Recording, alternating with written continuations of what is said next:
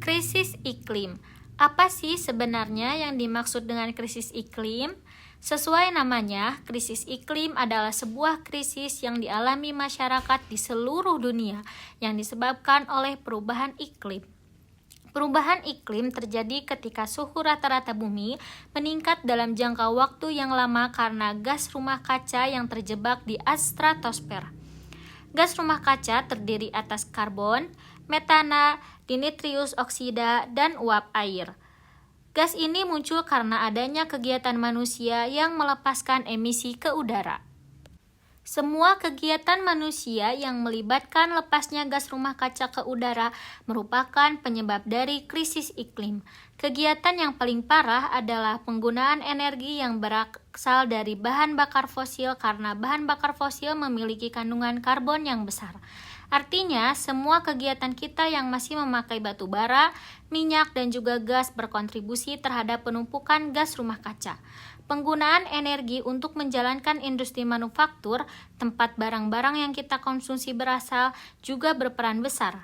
Begitu juga kontribusi dari gas emisi yang dilepaskan dari pengosongan lahan untuk industri ternak dan agrikultur.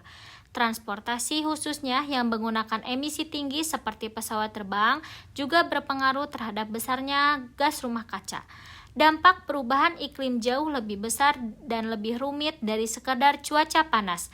Cuaca panas ekstrim sendiri di beberapa tempat akan berdampak pada kesehatan dan keberlangsungan hidup manusia, bahkan sampai kematian. Akan tetapi banyak juga dampak selain itu. Salah satu dampak yang paling mengkhawatirkan adalah naiknya permukaan laut. Suhu yang meningkat akan mengakibatkan bongkahan es besar di Arktik meleleh, sehingga volume air laut dunia meningkat. Sebagian besar kota-kota penting di dunia terletak di pesisir. Kota-kota tersebut terancam akan tergenang, bahkan tenggelam pada masa depan. Cuaca panas juga mengakibatkan biodiversitas tidak seimbang. Banyak spesies tumbuhan dan hewan yang tidak bertahan di cuaca panas ekstrim.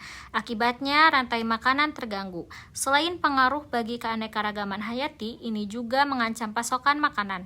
Suhu laut memanas diprediksi akan mengurangi sebagian besar spesies dan stok ikan di lautan.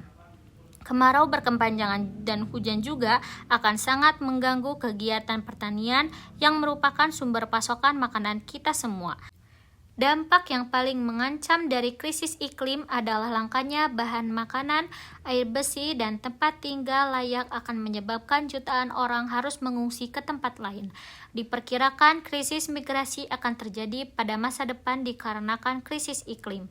Konflik antara ras, suku, agama, negara, dan kelompok kepentingan lainnya juga bisa jadi lebih parah dikarenakan sumber daya alam yang makin berkurang. Lalu, apa yang bisa kita lakukan untuk menghentikan krisis iklim ini? Ada beberapa hal yang kita lakukan bersama-sama agar krisis iklim ini tidak berlanjut. Salah satunya adalah dengan mengurangi konsumsi. Pola hidup berkelanjutan adalah salah satu hal yang digalakkan oleh beberapa pemerhati lingkungan di dunia.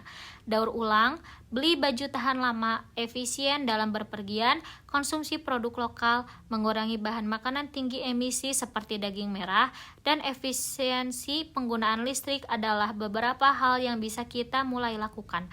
Gaya hidup konsumsi tinggi, apalagi konsumsi cepat, sangat berhubungan dengan penggunaan energi. Semakin banyak yang kita konsumsi dan semakin cepat pula kita mengonsumsi lagi.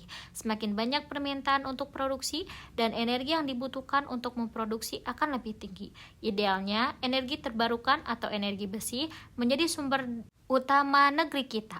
Sayangnya, transisi menuju energi terbarukan masih sulit karena terbentur harga, akses, dan usaha bersama dari berbagai pemangku kepentingan.